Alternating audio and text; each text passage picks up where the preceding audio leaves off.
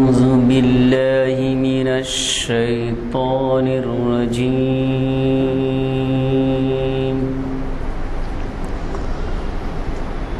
بسم الله الرحمن الرحيم.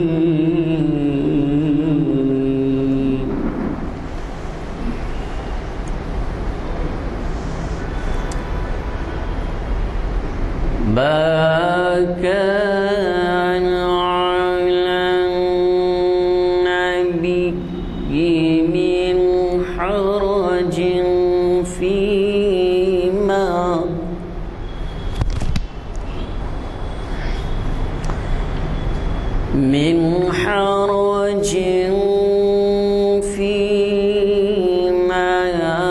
فرض الله له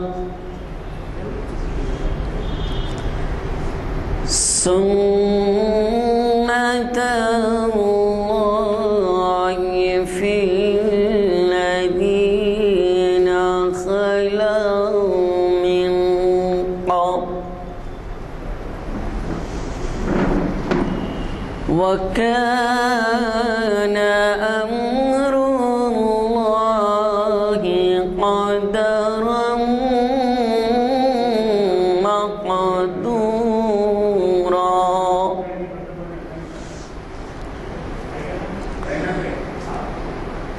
الذين يبلغون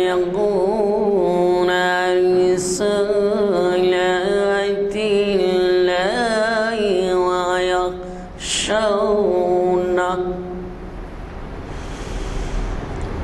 ويخشونه ولا يخشون أحدا إلا الله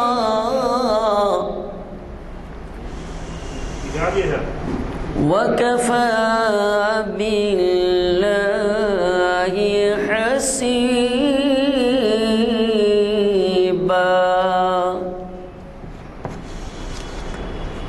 ما كان محمد أبا أحد من رجالكم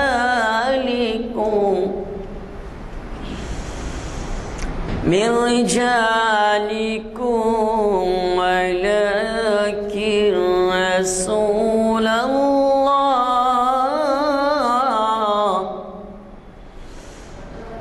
وخاتم النبيين وكان الله بكل شيء عليما. صدق الله العظيم.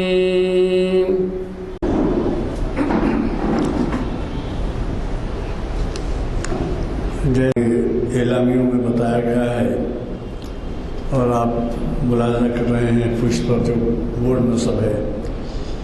آج ہمارے درمیان آپ کے جانے پہچانے مقرر ڈاکٹر لقاء الحق صاحب جو ہمارے ایک کافی زیادہ لیکچرز یہاں پر دے چکے ہیں اور خاص خصوصیت یہ ہے کہ انہوں نے جرمنی میں 20 سال گزارے اور آپ اندازہ لگائیے کہ ان کا جو خطاب ہوتا ہے علامہ اقبال پر ان کے کلام پر وہ بین الاقوامی طور پر سنا جاتا ہے. اور آج انہوں نے بہت ہی اہم عنوان دیا ہے اور وہ ہے مدینہ کی ریاست کا منشور سورہ بنی اسرائیل کی روشنی میں. تو اب آپ اندازہ لگائیے کہ تاریخ اسلام کا 935واں لیکچر کافی اہمیت کا حامل ہے اور اسے جب میں آپ سے مخاطب ہوں تو بین الاقوامی طور پر سنا جا رہا ہے کیونکہ ہمارے پاس اس کا اہتمام کیا گیا ہے جب کبھی یہاں لیکچر ہو تو یہ لیکچر بین الاقوامی طور پر سہولت ہو. چنانچہ میں خود بھی دمام میں رہ کر यहाँ के पूरे लेक्चर्स सुना करता था। ये लेक्चर जैसे कि आप वाकिफ़ हैं जामा मस्जिद आलिया गन फाउंड्री के कॉन्फ्रेंस हॉल में आज बतारीख़ 6 नवंबर मुताबिक 30 रबीउल अव्वल 1433 हिजरी यानी 6 नवंबर 2021 बरोज़ हफ्ता बाद असर कॉन्फ्रेंस हॉल में मुनक़िद हो रहा है। और इसे मुझे चंदा बताने की ज़रूरत नहीं है, आपके एलामिये में बताया गया है कि अगले प्रोग्राम्स हमारे क्या रहेंगे, जिसमें मुफ्ती मोहम्मद इरफान क़ासमी साहब और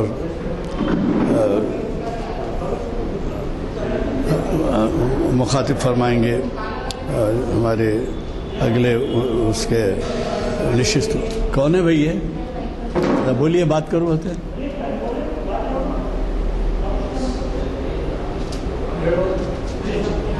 क्या पहले मना नहीं करते आप लोग? बताता हूँ, पहले छोड़ते क्यों, मुझे समझ में नहीं आता कॉन्फ्रेंस। तो आज के मुखर्रिज साहब से मैं गुजारिश करूँगा कि वो शह नशीन पर तशरीफ़ लाएँ और हमें अपने फाज़िलाना कलाम से, फाज़िलाना खिताब से मुस्तफ़ीद फरमाएँ।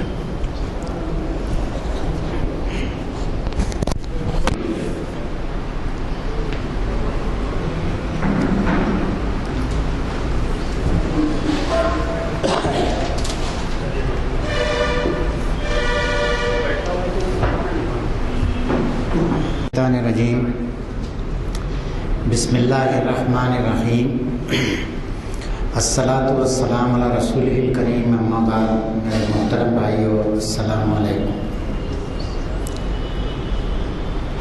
मेरे भाइयों, आज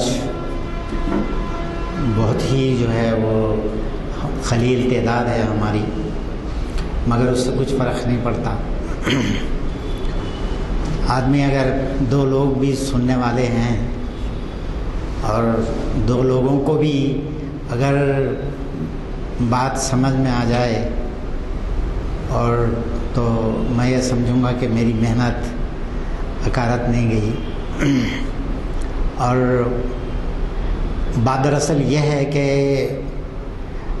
हम ये चाहते हैं कि नौजवान उससे जो है इस्तिफ़ादा करें, कुछ सीखें। अब हमारी तो उम्र हो गई है वह, और जिन लोगों को इस उम्मत की बाग थामना है उन लोगों का ये फ़र्ज़ है कि कितनी, यानी आप अंदाज़ा लगाइए कि कितना बड़ा इन्वेस्टमेंट है ये जो इस वक्त इस मस्जिद में जो हो रहा है, और इसी इन्वेस्टमेंट से फ़ायदा नहीं उठाना और इसको जो है वो लोगों तक नहीं पहुंचाना, ये बहुत बहुत दुख की बात है दरअसल। खैर, मैं ये समझ रहा था कि चलो आज एक किसी बहाने से ही 1-2 नौजवान तो मुझे नज़र आ गए और मैं खुश हो गया। अल्लाह ताला जो है वो कम से कम इतना ही सही आज के लिए। बहरहाल, ये आज के मेरे उन्वान के ताल्लुक़ से आपको मैं ये बताऊं कि दरअसल मैं ये उन्वान इसलिए रखा, प्रोफेसर हमीदुल्लाह साहब ने जब मैं इंटर पास किया था 1968 में, तो उस वक्त ये किताब लिखी थी और उसका उन्वान है the first written constitution of the world. और ये किताब 3.5 रुपये की थी, जो टिप जो है वो कोई आज फ़कीर भी लेने के लिए तैयार नहीं होता। तो ये इतना बड़ा इल्म का ज़ख़ीरा है, और इसको अगर 10 गुना ज़्यादा सोने में भी अगर तोल के दिया जाए तो इस इल्म के अंदर जो इस किताब के अंदर है आपको मैसर नहीं आ सकता कहीं। ये प्रोफेसर محمد حمیداللہ صاحب کی کتاب ہے. خیر میں نے جو ہے وہ کیا کیا کہ اس کتاب کے اندر انہوں نے میثاق مدینہ، محمد صلی اللہ علیہ وسلم مدینہ جانے سے پہلے، ہجرت سے پہلے، اوس و خزرج دو مدینہ کے جو دو قبائل تھے وہ حضور اقدس صلی اللہ علیہ وسلم کے پاس آئے چوری سے، قریش کو نہیں معلوم ہوا ایسا، اور محمد صلی اللہ علیہ وسلم کے ساتھ ایک معاہدہ طے کیے، اور وہ معاہدہ میثاق مدینہ کے تعلق کے عنوان سے تاریخ کی کتابوں میں ملتا ہے ہم کو. وہ تو جو ہے وہ احادیث کی روشنی میں ہے. انشاءاللہ میرا جو نیکسٹ عنوان ہوگا میں اس کو لوں گا. آج میں جو ہے آپ کو سورہ بنی اسرائیل کے اوپر ہی کنسنٹریٹ کروں گا، کیونکہ آپ کے پاس اتنا وقت نہیں ہوتا ہے یہاں پہ کہ موضوع کو شروع کر کے پورا آخر تک کے لے کے جایا جائے، تو اتنا نہیں ہو سکتا، ٹائم نہیں ہے اتنا زیادہ. تو میں آج اپنے آپ کو سورہ بنی اسرائیل ہی کی حد تک میں اپنے آپ کو ریسٹرکٹ کروں گا. اور سورہ بنی اسرائیل وہ قرآن مجید کی 15ویں پارے کے اندر وہ صورت ہے، پہلی صورت.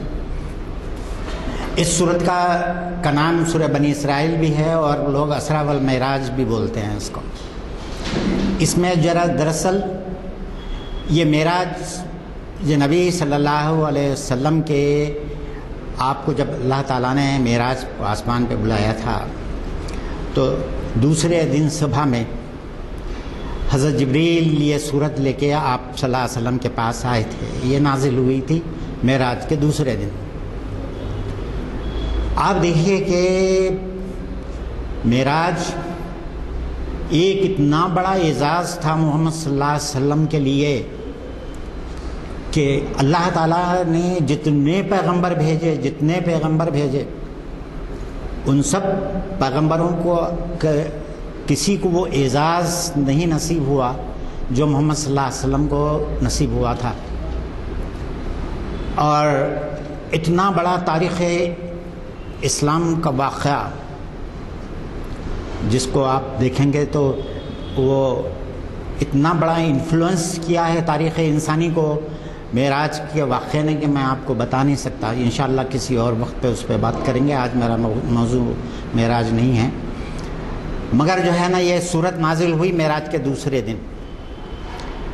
اور آپ دیکھیے اتنا بڑا اعزاز محمد صلی اللہ علیہ وسلم کو دیا گیا، اور سورت شروع ہوتی ہے بسم اللہ الرحمن الرحیم. سبحان الذی اسریٰ بعبدہ لیلا من المسجد الحرام الی المسجد الاقصی الذی بارکنا حولہ لنریہ من آیاتنا انہ هو السمیع البصیر. یہ جو ہے نا مطلب ہے وہ پہلی آیت، اور ایک ہی آیت کے اندر اتنے بڑے واقعے کا ذکر اللہ تعالیٰ نے ختم کر دیا. ایک ہی جملہ. پاک ہے وہ ذات جو لے گئی اپنے بندے کو مسجد حرام سے مسجد اقصیٰ کی طرف، جس کے اطراف برکتیں ہی برکتیں ہیں. بس یہ جو ہے نا مطلب کہہ کے اللہ تعالیٰ نے جو ہے وہ ختم کر دیا بات کو. اور اس کے بعد اللہ تعالیٰ نے جو ہے وہ سورہ بنی اسرائیل کے اندر کیا کیا، وہ آتینا موسیٰ الکتاب وجعلناہ ھدی لبنی اسرائیل. اللہ تعالیٰ نے فوری جو ہے نا بنی اسرائیل کا ذکر چھیڑ دیا. اس کی کیا وجہ ہے؟ اور اس کے بعد بتا دیا کہ اے بنی اسرائیل، تم تاریخ انسانی کے اندر 2 مرتبہ فساد عظیم برپا کرو گے، اور ان 2 فسادات کا ذکر بھی کیا اللہ تعالیٰ نے اس صورت کے اندر. پہلے فساد کا، پھر اس کے بعد دوسرے فساد کا. اور یہ جو ہے نا پھر وہی بات کہہ رہا ہوں میں، اگر جو ہے وہ اس کو اگر آپ کے سامنے رکھوں تو ذرا وقت جو ہے نا نکلتا جائے گا. اس لیے جو ہے وہ یہ ہے کہ ان دونوں فسادوں کا ذکر اللہ کے جو نا مطلب کہ وہ اللہ تعالیٰ نے قرآن مجید میں بیان کیا. اس کے بعد یہ جو ہے حضور اقدس صلی اللہ علیہ وسلم کو سورہ بنی اسرائیل کے اندر ہجرت کی بشارت دی گئی معراج کے دوسرے دن ہی. جو ہے. اور آپ کو بتا دیا گیا معراج میں بھی جب حضور اقدس صلی اللہ علیہ وسلم کی پہلی منزل تھی جاتے ہوئے، جب آپ حضرت جبریل کے ساتھ جا رہے تھے، پہلی منزل میں جو ہے نا مدینہ تھی. حضور اقدس صلی اللہ علیہ وسلم کو بتایا گیا ہے کہ آپ ہجرت کر کے یہاں آئیں گے مدینے میں. اور اس کے بعد جو ہے وہ اللہ تعالیٰ نے حضور کو پورا اپنا جو ہے اپنے کارخانے کا، اپنی ساری جو ہے سلطنت کا مشاہدہ کرایا. اور اس کے بعد جو چیز آپ کو بتائیے کہ آپ کو ہجرت کرنی ہو، اور ہجرت کی دعا سکھائی. ہجرت کی دعا اس کے اندر یہ ہے، قل ربی ادخلنی مدخل صدق واخرجنی مخرج صدق واجعل لی من لدنک سلطانا نصیرا وقل جاء الحق وزهق الباطل ان الباطل کان زهوقا. ایسے وقت جب کہ مسلمان پیچھے چلے جا رہے ہیں، کہا جا رہا ہے کہ باطل تو زمین میں دھسنے کے لیے آیا ہے، باطل وہ نہیں، حق کے سامنے ٹک نہیں سکتا، اور اس کو تباہ ہونا ہی ہے. یہ بتایا جا رہا ہے آپ کو جو ہے وہ دوسرے ہی دن معراج کے. اور جیسا کہ روایات میں آیا ہے کہ آپ کو جو ہے نا نماز کا طریقہ بتایا گیا، 5 وقت کی نماز فرض کی گئی. خیر، اس کے بعد جو ہے جو دعا آپ کو ہجرت کی سکھائی گئی، اس کے اندر جو ہے اللہ تعالیٰ فرما رہے ہیں کہ اے محمد صلی اللہ علیہ وسلم کہتے رہیے جب تک کہ ہجرت نہیں ہو جاتی. ابھی ہجرت کو 1.5 سال باقی ہے، 18 مہینے باقی ہیں. ابھی آپ کو بتایا جا رہا ہے کہ قل ربی ادخلنی مدخل صدق واخرجنی مخرج صدق واجعل لی من لدنک سلطانا نصیرا. کہہ دیجئے کہ اے میرے پروردگار، مجھے جہاں سے یہاں سے نکال رہا ہے تو اخرجنی مخرج صدق، جہاں سے مجھے نکال رہا ہے اور جہاں مجھے لے کے جا رہا ہے جو ہے تو ہر جگہ میری مدد فرما. اور ایک اقتدار کو میری قوت بازو بنا، وجعل لی من لدنک سلطانا نصیرا، اور ایک اقتدار کو میرا مددگار بنا دے. آپ صلی اللہ علیہ وسلم کو یہ دعا سکھائی اللہ تعالیٰ نے معراج کے دوسرے دن. اور اس کے بعد سورہ بنی اسرائیل کا تیسرا رکوع جو شروع ہوتا ہے، تیسرے رکوع کے اندر اللہ تعالیٰ نے جو مدینے میں جو ریاست قائم ہوگی اس کا کانسٹیٹیوشن ان نٹشل دیا. اور اوس و خزرج کے ساتھ معاہدہ کرتے وقت حضور اقدس صلی اللہ علیہ وسلم نے مدینے کا جو کانسٹیٹیوشن دیا، جس کا میں ابھی ذکر کر رہا تھا آپ کے سامنے، وہ میں انشاءاللہ اگلی جو ہے نا نشست میں بتاؤں گا. میں آج صرف پورا جو ہے وہ قرآن کے اوپر کانسنٹریٹ کرنا چاہتا ہوں، سورہ بنی اسرائیل کے اوپر. آپ دیکھیں کہ بنی اسرائیل میں اللہ تعالیٰ اس سورت کے اندر اللہ تعالیٰ نے کیسے فرمایا. اور میری آپ تمام حضرات سے گزارش ہے، بہت ارنسٹ ریکویسٹ ہے میری، کسی بھی عالم کی رہنے دیجیے، ایک تفسیر اٹھائیے اور سورہ بنی اسرائیل کا ترجمہ اور تفسیر پورا جو ہے نا شروع سے لے کے آخر تک پڑھیے، جب جا کے آپ کو میرا یہ لیکچر سمجھ میں آئے گا. کسی کی بھی تفسیر لے لیجیے آپ، کوئی خاص بات نہیں، میں کوئی ویسا ڈاگمیٹک آدمی نہیں ہوں جو ہے وہ میرے پاس کوئی تخصیص نہیں ہے. کوئی بھی ترجمہ کرنے والا جو ہے وہ برابر ایسا ترجمہ کرتا ہے جو برابر میچ ہوتا ہے. کوئی ایسی چیز نہیں ہے کہ جس میں جو ہے نا ہمارے اعتقادات متزلزل ہو جائیں گے.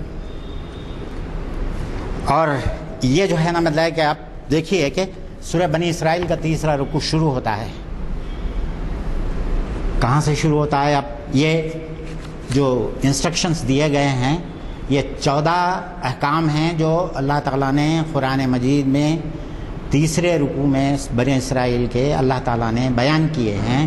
اور یہی ہماری جو ہے نا مدینے کی ریاست کا منشور تھا، اور اسی کو سامنے رکھ کے حضور اقدس صلی اللہ علیہ وسلم نے وہ معاہدہ لکھایا جو ہے نا اوس و خزرج کے سامنے لکھا گیا اور جو تاریخی کتابوں کے اندر محفوظ ہے. اور وہ جو ہے جو قرآن کے اندر ہے وہ تو خیر اس کو محفوظ کرنے کی ضرورت نہیں تھی، وہ تو اللہ تعالیٰ قیامت تک کے محفوظ رکھا ہے۔ یہاں پہ جو ہے اللہ تعالیٰ فرما رہے ہیں پہلا جو اس منشور کا پہلی شق فرسٹ جو ہے نا مطلب کہ وہ جو ہے اس کی شق پہلا آرٹیکل جو ہے اس کانسٹیٹیوشن کا کیا ہے؟ وَقَضَىٰ رَبُّكَ أَلَّا تَعْبُدُوا إِلَّا إِيَّاهُ، کہ اللہ تعالیٰ نے یہ فیصلہ کر دیا ہے کہ اللہ تعبدوا الا ایاہ، اللہ تعالیٰ نے فیصلہ کر دیا۔ کیا فیصلہ کر دیا اللہ تعالیٰ نے؟ روئے زمین کے اوپر کسی کی عبادت نہ ہو سوائے اللہ کے، یہ اللہ نے فیصلہ کر دیا۔ وَقَضَىٰ رَبُّكَ أَلَّا تَعْبُدُوا إِلَّا إِيَّاهُ، کہ سوائے اللہ کے کسی کی عبادت نہیں ہونی چاہیے، یہ سر جو ہے نا صرف اور صرف اللہ کے آگے جھکنا چاہیے، اور کسی کی عبادت جائز ہے نہ کسی کی عبادت کرنی چاہیے۔ اور اس کے بعد دوسرا جو ہے دیکھیے آپ، پہلی چیز تو اللہ تعالیٰ نے بتا دیا، اس کے بعد دوسرا کہتے ہیں کہ وَبِالْوَالِدَيْنِ احسانا، کہ والدین کے ساتھ احسان کرو۔ اب یہاں سے معاشرتی احکام ہے۔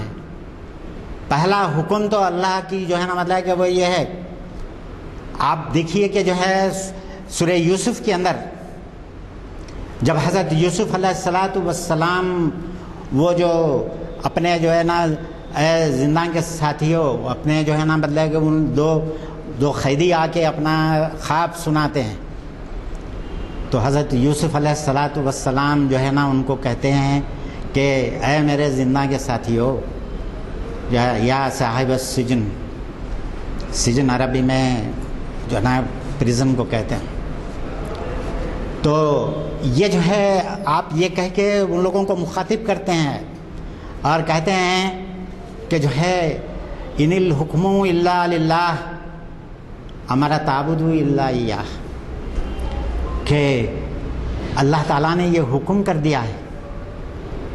وہ دونوں قیدیوں سے فرما رہے ہیں وقت کا پیغمبر حضرت یوسف علیہ السلام، کہ کہہ رہے ہیں کہ امر تعبدوا الا ایاہ، کہ اللہ کے سوا کسی کی تابعداری کرنا، کسی کی اطاعت کرنا جو ہے نا کفر ہے۔ سوائے اللہ کے کسی کی اطاعت جائز نہیں ہے، کسی کو سجدہ جائز نہیں ہے، کسی کی اطاعت جائز نہیں ہے۔ تو امر تعبدوا الا ایاہ۔ اب یہاں پہ جو ہے نا وہاں پہ دوسرا حکم جو دیا گیا کہ اس حکم کے بعد اللہ کی کبریائی کے بعد دوسری چیز آ رہی ہے کہ معاشرتی حکم کے اندر ہمارا معاشرتی نظام درہم برہم ہو جائے گا اگر ہم نے اپنے والدین کے ساتھ وہ برتاؤ نہیں کیا جو اللہ اور اس کے رسول نے ہم کو سکھایا ہے۔ آج ساری دنیا ہمارے معاشرتی نظام کو تباہ کرنے کے اوپر تلی ہوئی ہے۔ ابھی آپ نے دیکھا جو ہے نا مطلب کہ وہ افغانستان کے اندر ایسا جیسا کہ جو ہے نا مطلب کہ افغانستان کی عورتیں ان کی جو ہے نا مطلب کہ میراث ہیں، ان کے حقوق کے لیے اس طریقے سے فائٹ کر رہے ہیں کہ جو ہے نا مطلب کہ، مگر ہمارا جو ہے نا مطلب کہ وہ اللہ تعالیٰ نے ہماری عورت کو جو ہے وہ بہت آج تک کہ اللہ نے اس کی عصمت کی حفاظت کی ہے، اور یہی چیز بڑی کھلتی ہے ویسٹ کو کہ ہماری عورت آج تک محفوظ ہے، اللہ ماشاء اللہ چند کے چھوڑ کے۔ آج جو ہے نا مطلب کہ وہ تباہ کرنا چاہتے ہیں ہماری اس معاشرت کو، پورا جو ہے نا اپنا جتنا زور ہے اور اپنے ان کے جتنے وسائل ہیں پورے خرچ کر رہے ہیں کہ مسلمان عورت بھی بازار میں آ جائے۔ اس واسطے یہ آج سے نہیں شروع ہوا۔ اکبر الہ آبادی مرحوم کا ایک شعر سناتا ہوں آپ کو۔ حامدہ چمکی نہ تھی انگلش سے جب بیگانہ تھی، پہلے وہ اب وہ شمع انجمن ہے، پہلے چراغ خانہ تھی، پہلے جو ہے نا وہ گھر کا چراغ تھی وہ، اب جو ہے نا مطلب کہ وہ اب محفل کے اندر جو ہے نا وہ شمع بن کے آ گئی ہے. یہ اس زمانے میں آج سے جو ہے نا 100 سال پہلے اکبر الہ آبادی نے کہا. اس کے بعد اکبر الہ آبادی ہی کہتے ہیں کہ بے پردہ نظر آئیں چند نظر آئیں بیویاں. اکبر زمین میں غیرت قومی سے گڑ گیا. پوچھا جو ان سے آپ کا پردہ یہ کیا ہوا؟ کہنے لگی کہ مردوں کی عقلوں پہ پڑ گیا. میرے بھائیو، اقبال کہتے ہیں کہ عورت کی ناموس کا حفاظت کرنے والا صرف مرد ہے اور کوئی نہیں ہو سکتا. کہ صرف مرد جو ہے نا مطلب یہ ہے. اسی واسطے حضور اقدس صلی اللہ علیہ وسلم کی ایک حدیث جو ہے نا میں آپ کے سامنے بتاتا ہوں. ایک عورت اپنے ساتھ 3 لوگوں کو جہنم میں لے جائے گی. ایک اپنے باپ کو، ایک اپنے بھائی کو اور ایک اپنے شوہر کو. یہ 3 اس کی عصمت کی حفاظت کرنے والے ہیں، اور یہ تینوں نے اگر اس کی عصمت کی حفاظت نہیں کی تو اس عورت کے ساتھ یہ 3 بھی جہنم میں جائیں گے. جب تک کہ باپ کے گھر میں رہیں گی باپ، اور اس کے بعد بھائی، اس کے بعد جو ہے نا مطلب اپنا شوہر. تو یہ ہے میرے بھائیوں، اگر ہم نے اپنے خاندانی جو ہے، جو ہمارا سیٹ اپ ہے، ہمارا خاندانی جو نظام ہے، ہمارے رسول مقبول صلی اللہ علیہ وسلم نے جو بتایا ہے کہ ہم جو ہے نا مطلب کہ ہماری ماں کے قدموں کے نیچے جنت بتائی. ماں کا مقام جو ہے نا وہ اتنا بلند بتایا کہ جس کی کوئی حد نہیں. دنیا کی پوری قوموں کو بلا کے بٹھائیے، کس نے جو ہے نا عورت کو وہ مقام دیا.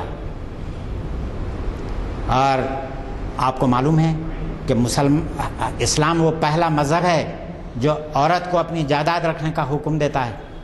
عورت پوری اپنی پراپرٹی اپنے پاس رکھ سکتی ہے، اور جس طریقے سے مرد کے مرنے کے بعد اس کی پراپرٹی ڈیوائیڈ ہوتی ہے، عورت کے مرنے کے بعد بھی اس کی پراپرٹی جو ہے نا ڈیوائیڈ ہوں گی.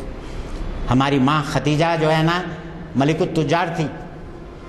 تجارت اتنی بڑی تجارت تھی کہ جس کی حد نہیں، اور انہوں نے محمد صلی اللہ علیہ وسلم کو اپوائنٹ کیا تھا کہ میری تجارت آپ دیکھیے. یہ جو ہے نا مطلب کہ ہمارے پاس جو ہے نا یہ مقام تھا عورت کا. تو میرے بھائی یہ دوسری بات تھی کہ جو اللہ تعالیٰ نے بتایا وہ بالوالدین احسانہ. اور اس کے بعد اللہ تعالیٰ کہہ رہے ہیں اما یبلغن عندک الکبر احدہما او کلاہما فلا تقل لہما اف ولا تنہرہما فقل لہما قولا کریما واخفض لہما جناح الذل من الرحمہ وقل رب ارحمہما کما ربیانی صغیرا.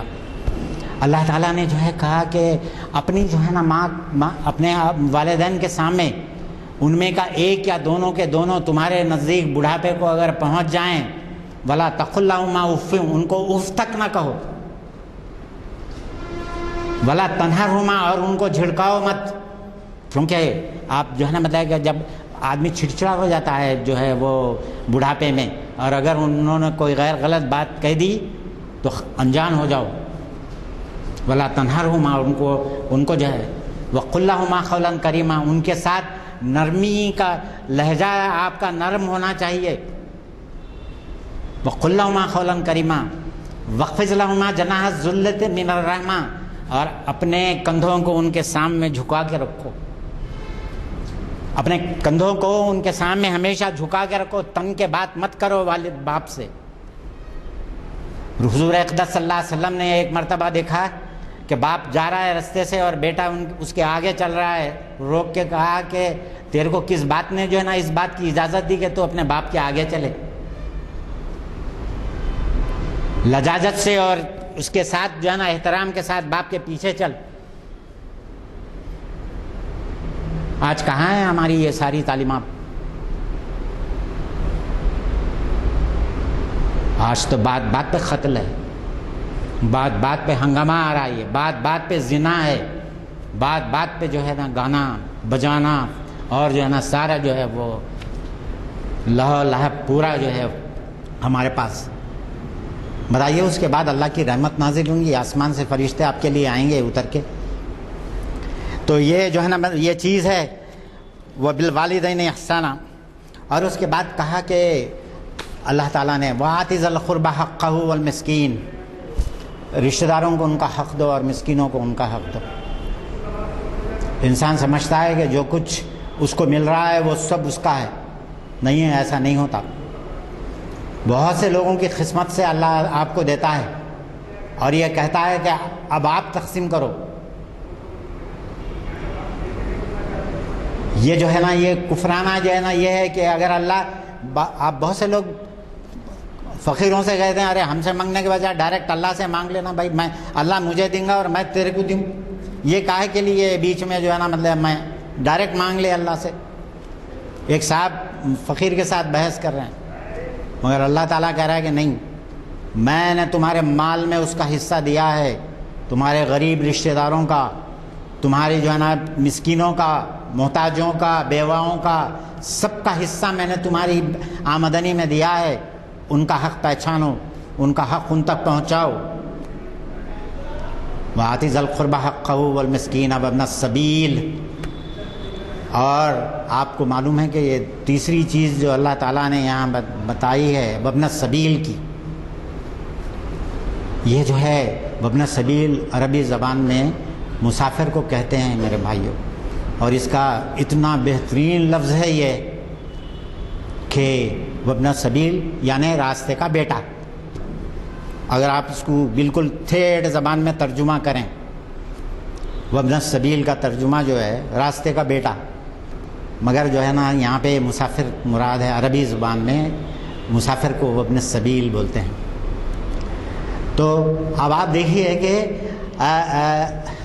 میں بعض دفعہ ہوتا ایسا ہے کہ میں جو ہے وہ جب درس قرآن دیا کرتا تھا جرمنی میں اور گلف میں، تو میں جب یہ کرتا تھا تو ظاہر ہے کہ مجھے میرے بزرگوں نے مجھے جو ہے نا اقبال کی کتابیں زبانی یاد دلا دی تھی، تو میرے کو جگہ جگہ جو ہے نا مطلب کہ اقبال یاد آ جاتے تھے۔ اب یہ لفظ ابن السبیل اقبال نے دیکھیے کیسا استعمال کیا ہے۔ اور آپ اگر اقبال کو سمجھنا اور اقبال کو پڑھنا چاہتے ہیں اور آپ محنت نہیں کریں گے، ان ساری چیزوں کو نہیں سمجھیں گے، مسجد خرطبہ کے اندر اقبال نے کہا عشق ابن السبیل اس کے ہزاروں مقام، کہ عشق جو ہے، جو محبت ہے اللہ کے ساتھ، وہ ایک مسافر کی طرح ہے، وہ ایک جگہ ٹک کے نہیں رہتی، اس کے ہزاروں مقام ہیں۔ تو اگر آپ کو یہ معنی معلوم نہ ہو تو کس طریقے سے آپ یہ جو ہے نا اقبال کے اس شعر کو سمجھیں گے؟ میرے بھائیوں، آتِ ذی القربى حقہ والمسکین وابن السبیل ولا تبذر تبذیرا، اور اس کے بعد فوری کہہ دیا کہ خبردار بیجا خرچ نہ کرنا، ولا تبذر تبذیرا۔ مبذرین جو ہوتے ہیں نا، بیجا خرچ کرنے والے کو عربی میں مبذر کہتے ہیں، اور مبذرین کی تعریف جو ہے نا یہ ہے کہ بیجا خرچ کرنا، جہاں ضرورت نہیں ہے وہاں خرچ کرنا، خواہ کے اپنی تونگری دکھانے کے لیے، اپنا جو ہے وہ اسٹیٹس شو کرنے کے لیے، یہ جو ہے نا اللہ تعالیٰ کہہ رہے کہ ولا تبذر تبذیرا۔ اور اس کے بعد کہہ رہے ہیں اللہ تعالیٰ ان المبذرین کانوا اخوان الشیاطین، کہ بیجا خرچ کرنے والے شیطان کے بھائی ہیں، وَكَانَ الشَّيْطَانُ لِرَبِّهِ كَفُورًا، اور شیطان اللہ تعالیٰ کا کافر ہے۔ آپ بتائیے کہ ہم لوگوں نے کہاں جو ہے وہ زندگی کے اندر اپنا جو ہے وہ یہ، میرے بھائیوں، آپ دیکھیں کہ ایک شخص جہاد میں جانا چاہ رہا تھا، مگر اس کے پاس نہ سواری تھی نہ ہتھیار تھا۔ اس نے اپنے ایک دوسرے صحابی رسول سے بولا کہ میں جہاد پہ جانا چاہتا ہوں، مگر میرے پاس نہ ہتھیار ہے نہ سواری ہے۔ اس زمانے میں تنخواہ یافتہ فوجیاں نہیں تھے، اس زمانے میں ہر شخص جو ہے نا وہ اپنا راشن آپ، اپنا ہتھیار آپ، اپنی سواری آپ لے کے جہاد میں محمد صلی اللہ علیہ وسلم کے ساتھ شامل ہوتا تھا۔ تنخواہ یافتہ سولجرز نہیں تھے، سب اللہ کے جو ہے نا مطلب ہے کہ وہ اللہ کے جو ہے نا فوجی تھے۔ تو کیا ہوا کہ اس نے کہا کہ فلاں صحابی کے پاس جاؤ تم، انہوں تمہارے کو ضرور جو ہے نا مطلب کہ سواری بھی دیں گے اور تمہارے کو ہتھیار بھی دیں گے. تو وہ شخص کیا کیے, وہ صحابی کیا کیے, ان کے گھر کو گئے جن کا انہوں نے پتہ دیا تھا. گھر کو گئے تو صبح کا وقت تھا, فجر کی نماز کے بعد, اور میاں بیوی دونوں لڑ رہے ہیں گھر میں کہ شوہر کہہ رہا ہے کہ تم نے رات بھر دیا جلا دیا اور اتنا تیل خرچ کر دیا, یہ تبذر ہے, میں اللہ کو کیا جواب دوں گا؟ یہ بیجا خرچ ہے, یہ میں اللہ کو کیا جواب دوں گا؟ تم نے کیسا, یہ رات بھر تم نے کیوں نہیں جو ہے نا دیے کو جو ہے نا جلتا ہوا چھوڑ دیا؟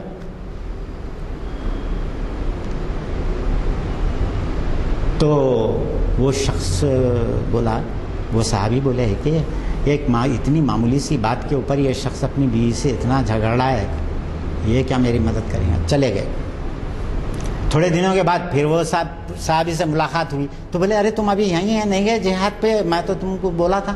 تو بولے ارے بھائی میں ان کے گھر پہ گیا تھا تو وہ جو ہے اپنی بیوی سے جھگڑ رہے تھے تیل کے لیے رات بھر جو ہے نا مطلب کہ یہ, تو تم جو ہے نا مطلب ہے کہ اس نے کہا کہ بھائی تم اس کے باوجود بھی تم چلے جاؤ, تم کو میں جو ہے نا وہ کہہ رہا ہوں کہ تم جا کے ان سے مانگ لو. تو گئے, ان بات گئے تو انہوں بولے بیٹھیے, آپ اپنے نوکر کو بلایا, کہا کہ ان کو ایک بہترین عربی و نسل گھوڑا اور ایک اصفہانی تلوار ان کو دے دو. تو وہ گیا لے کے آیا, لا کے دے دیا. وہ صاحب ہکا بکا رہ گئے. وہ صحابی انہوں نے کہا کہ میں آپ کو اس دن آیا تھا, میرے آج سے چند دن پہلے, تو آپ اپنی بیگم سے لڑ رہے تھے کہ جو ہے دیا رات بھر جل گیا.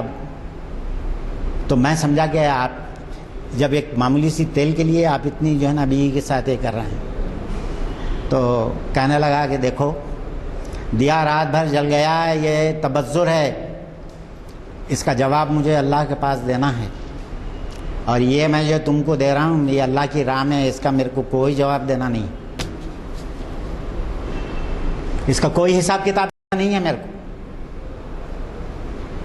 میرے بھائیوں, یہ تھے ہمارے بزرگ, یہ تھے ہمارے صحابہ, یہ تھے ہمارے لوگ جن کی وجہ سے صرف جو ہے نا ابھی ایک صدی بھی پوری نہیں ہوئی تھی, 50 سال کے اندر 3 بر اعظموں کو فتح کر لیا تھا, دلوں کو فتح کر لیتے تھے اپنی جو ہے نا, ایک مرتبہ ملاقات ہو گئی اور جو ہے نا مطلب کہ دل دے بیٹھے, اتنے متاثر ہوئے کردار سے کہ جو ہے نا مطلب کہ وہ یہ لوگ اپنے عمل سے متاثر کرتے تھے لوگوں کو. تقریروں سے متاثر نہیں ہوتا آدمی متاثر ہوتا ہے عمل سے. تو میرے بھائیوں, ولا تبذر تبذیرا ان المبذرین کانوا اخوان الشیاطین وکان الشیطان لربہ کفورا. اور اس کے بعد اللہ تعالیٰ جو ہے نا فرما رہے ہیں کہ اما ترضن عنہم ابتغاء رحمت من ربک ترجوها فقل لهم قولا مسورا, کہ بتایا جا رہا ہے کہ اگر آپ کسی کو دینا نہیں چاہتے ہیں تو آپ کیا کریے کہ جو ہے وہ آپ ہر ایک جو اگر کوئی سائل آپ پاس آئے اور آپ سے مانگنے لگے تو آپ جو ہے وہ اس کو ٹکا سا جواب مت دے دیجئے, اس کو سمجھا کے بھیجا دیجئے کہ میں اللہ کی رحمت کا ابھی انتظار کر رہا ہوں, تھوڑے دنوں کے بعد آؤ, اللہ تعالیٰ ہو سکتا ہے میں تمہاری مدد کر سکوں گا. اور جھڑکاؤ مت. اور اس کے بعد دوسری چیز جو اللہ تعالیٰ کہہ رہے ہیں کہ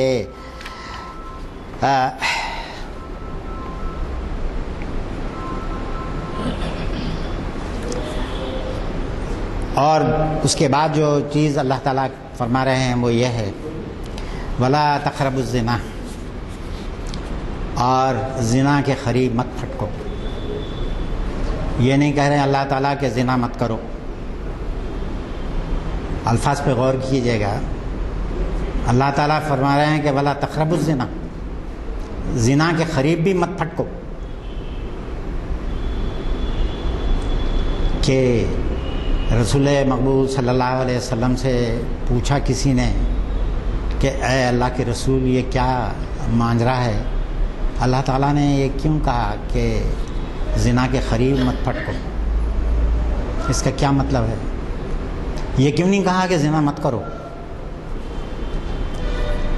آپ صلی اللہ علیہ وسلم نے کہا، حدیث شریف ہے جو بخاری اور مسلم میں موجود ہے، آپ نے فرمایا کہ دیکھو، پہلے آدمی اللہ کے حدود کو پھلانگتا ہے، بے پردگی ہوتی ہے، پھر اس کے بعد عشق و محبت ہوتی ہے، پھر اس کے بعد جو ہے وہ اور سب، اب آپ سب جو ہے نا جوان لوگ ہیں، میں کیا جو ہے بتاؤں. اس کے بعد رسول مقبول صلی اللہ علیہ وسلم نے فرمایا یا تو شرمگاہیں اس کی تصدیق کر دیتی ہیں یا تکذیب کر دیتی ہیں، جب جا کے جو ہے نا زنا ہوتا ہے. تو پہلی زنا سے پہلے کی جو منازل ہیں، اسی واسطے عورت کی آواز تک سننے سے منع فرمایا ہے. عورت کو اس کی آواز کا پردہ کرنے کے لیے کہا گیا ہے. نبی کی بیویوں کو بھی اللہ تعالیٰ نے کہا کہ اے نبی کی بیویوں، اگر تمہارے پاس کوئی شخص اگر آئے رسول کی غیر موجودگی میں پوچھے، اپنے آواز میں تحکم پیدا کر کے جواب دو، اور نرم لہجے میں بات مت کرو، مترنم آواز میں بات مت کرو، کیونکہ عورت کی آواز بھی مرد کو اپنے طرف رجھاتی ہے، اپنے طرف بلاتی ہے. میرے بھائیوں، یہ اتنی باریکیاں اور اتنی جو ہے، اس کے بعد جو کہ فرما رہے ہیں کہ وہ اوف الکیل اذا کلتم وزنوا بالقسطاس المستقیم ذالک خیر واحسن تاویلا، کہ اے لوگو جب تولو تو پورا پورا تولو، اور ناپو تو بھرپور ناپ سے ناپو. اور یہ ساری چیزیں ایک کے بعد ایک، ایک کے بعد ایک بتانے کے بعد اللہ تعالیٰ کہہ رہے ہیں کہ وَلَا تَخَفُ مَا لَيْسَ لَكَ بِهِ علم، علم کے بغیر کسی چیز کی پیروی مت کرو، کیونکہ اسلام علم کی پیروی کا نام ہے میرے بھائیوں، جہالت کی پیروی کا نام نہیں ہے. جہالت کی پیروی کا نام نہیں ہے، اسلام علم کی پیروی کا نام ہے. تو میرے بھائیوں، یہ ان کی جو ہے نا، ان آخری کے 4 جو شیخ رہ گئے ہیں، ان کی جو ہے وہ تشریح کرنے سے جو ہے نا رہ گیا، وقت نہیں ہے. اس لیے آپ لوگوں سے جو ہے وہ گزارش ہے کہ آپ لوگ خود سورہ بنی اسرائیل کا تیسرا رکوع، تیسرا اور چوتھا رکوع جو ہے گھر جا کے کسی بھی تفسیر کو اٹھا کے پڑھیے، اور دیکھیے کہ میں نے آج جہاں تک کہ اس کو پیش کیا ہے آپ کے سامنے، اس کی جو ہے نا مطلب کہ کیا حقیقت ہے اور کیا سچ ہے، کیا غلط ہے، کیا میں نے کہا جو میں نے کہا وہ سچ ہے کہ نہیں ہے، اور کیا جو ہے یہ ہے. اللہ تعالیٰ جو ہے ہم کو ہر وقت قرآن کی طرف پلٹنے کی، اس کی جو ہے نا یہ کرنے کی توفیق عطا فرمائے. وآخر دعوانا الحمدللہ رب العالمین.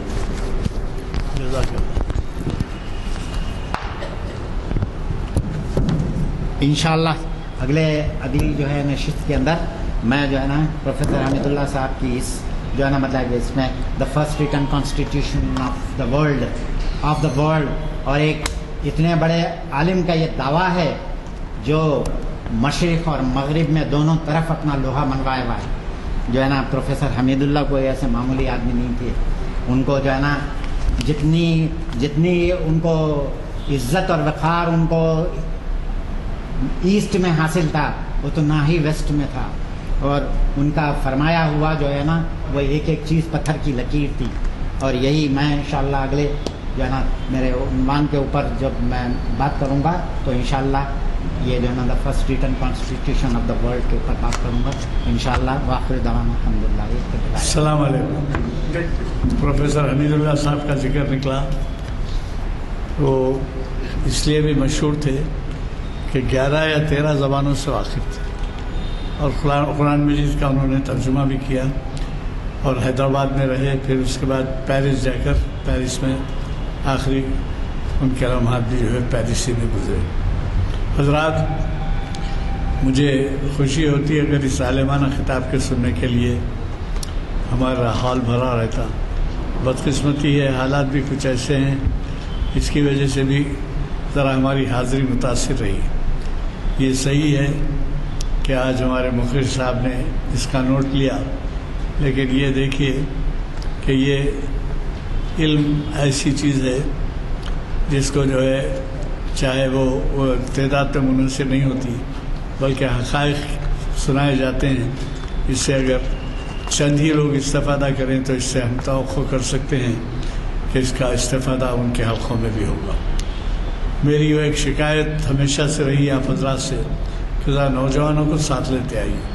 بدقسمتی سے نوجوان چند ہی ہیں ہمارے پاس، اور بقیہ جو ہے ضعیف العمر حضرات ہیں. یہ بتائیے کہ اگر آپ ایک کو لے کے آتے ہیں تو وہ بھی تبلیغ ہے. اس وجہ سے کہ جو آج کل کے حالات ہیں، میں نے اس سے پہلے بھی کہا ہے آپ سے، کسی دن کا بھی اخبار اٹھا کے دیکھ لیجیے، ایک قتل کی رپورٹ برابر، یہ کیا دو. اور یہ ہمارے بچپن میں نہیں ہوتا تھا.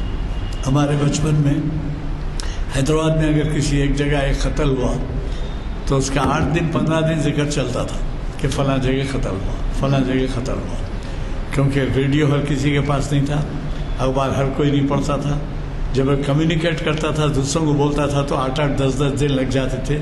اب محلوں کا نام نہیں لیتا، بعض محلے مشہور تھے قتل غازی اتری، مگر 12-15 دن میں ایک کا قتل. اور آج یہ ہے کہ آپ مجھے کسی دن کا اخبار بتا دیجئے جس میں، اور پھر قتل ایک ہی طبقے میں، دوسرے طبقے میں بھی ہے، لیکن ایک طبقے کے قتل تو پوچھیے مت آپ کہ کس طریقے سے ہوتے ہیں.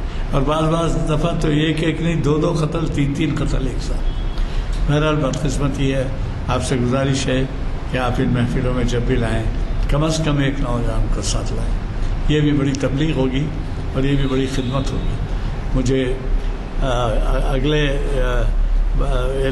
اس کے بارے میں اعلان کرنا بھی ہے کہ یہ ہمارا پیر کے دن کا جو 8 نومبر 2 ربیع الثانی بعد عصر 4:30 بجے رسول اللہ صلی اللہ علیہ وسلم کی مذہبی رواداری، یہ بھی آپ کے جانے پہچانے مقرر ہیں مفتی محمد عرفان قاسمی. غیر معمولی صلاحیتوں کے ہیں یہ مفتی صاحب. مجھے قوی توقع ہے کہ آپ کسی طرح بھی وقت نکالیں گے اور اس شریعت انفارمیشن کے 834ویں نشست 833ویں نشست 32ویں نشست سننے کے لیے تشریف لائیں گے، اور اپنے ساتھ ضرور کسی نہ کسی. بات یہ ہے کہ دلچسپی لوگوں میں نہیں ہے. آپ اگر کسی ایک ساتھی کو بھی لاتے ہیں تو تبلیغ ہے. تو میری گزارش ہے کہ خیال کریے، نوجوانوں کو خصوص لیتے ہیں. چہارشنبے کا دن ہمارے جو اعلان ہے وہ اقبال کا خرطبہ کا سفر اور ان کے تاثرات، ڈاکٹر لقاء الحقی آپ ہی مخاطب کر رہے ہیں. آپ نے حوالہ دیا علامہ اقبال کے بارے میں. علامہ اقبال نے اسپین میں بھی کافی وقت گزارا تھا اور جرمنی سے کافی تعلق تھا. آپ خود 20 سال جرمنی میں رہ کے آئے ہیں. اب آپ اسی سے اندازہ لگائیے کہ کتنا اہم عنوان ہے اقبال کا خرطبہ کا سفر اور ان کے تاثرات. یہ آپ ہی مخاطب کر رہے ہیں. ہمیں 4 شنبے کے دن نہ بھولیے اور ساتھیوں کو لیتے آئیے. جزاک اللہ.